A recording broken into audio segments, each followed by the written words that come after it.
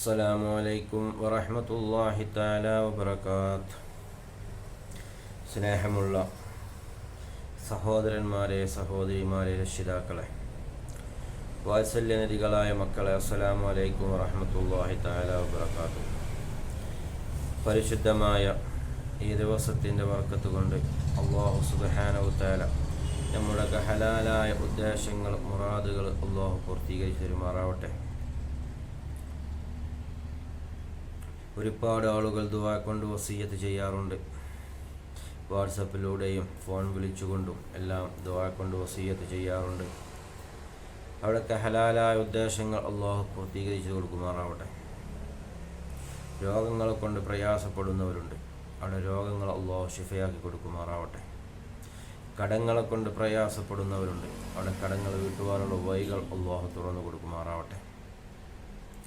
അതുപോലെ മക്കളില്ലാതെ വിഷമിക്കുന്നവർ, അവർക്ക് അല്ലാഹു സ്വാലിഹത്തായ മക്കൾ നൽകുമാറാവട്ടെ. വിവാഹപ്രായമെത്തിയ യുവതി യുവാക്കന്മാർ, അവർക്ക് അല്ലാഹു സ്വാലിഹത്തായ ഇണകളെ കൊടുക്കുമാറാവട്ടെ. നമ്മളുടെ ജോലിയിലും കൃഷിയിലും എല്ലാത്തിലും അല്ലാഹു ബർക്കത്ത് ചെയ്യുമാറാവട്ടെ. മുഅ്മിനീങ്ങളെ, നമ്മളൊക്കെ മക്കൾ വിദേശത്ത് ജോലി ചെയ്യുന്നവരുണ്ട്, ഭർത്താക്കന്മാർ വിദേശത്ത് ജോലി ചെയ്യുന്നവരുണ്ട്, ജോലി നഷ്ടപ്പെട്ടുകൊണ്ടിരിക്കുന്നവരുണ്ട്. അവർക്കൊക്കെ അല്ലാഹു ഖൈറായ ജോലിയും, അവരുടെ ജോലിയുള്ളവർക്ക് ജോലിയിൽ ഖൈറും ബർക്കത്തും, ജോലിയില്ലാത്തവർക്ക് ഖൈറായ ജോലിയും അല്ലാഹു നൽകുമാറാവട്ടെ. മുഅ്മിനീങ്ങളെ, ഇന്ന് ഞാൻ നിങ്ങൾക്ക് പറഞ്ഞു തരുന്നത് ധനം, അതായത് സമ്പത്ത്,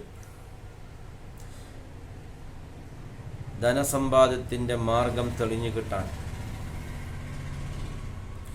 അതായത് നമുക്ക് സമ്പത്ത് വേണം, അതിനുള്ള വഴികൾ തുറന്നു കിട്ടാൻ, മാർഗങ്ങൾ തുറക്കപ്പെടാൻ അല്ലാഹുവിൻ്റെ അസ്മാഉൽ ഹുസ്നയിലെ ഒരു ഇസ്മുണ്ട്. ആ ഇസ്മ് നമ്മൾ 144 തവണ ചൊല്ലിയാൽ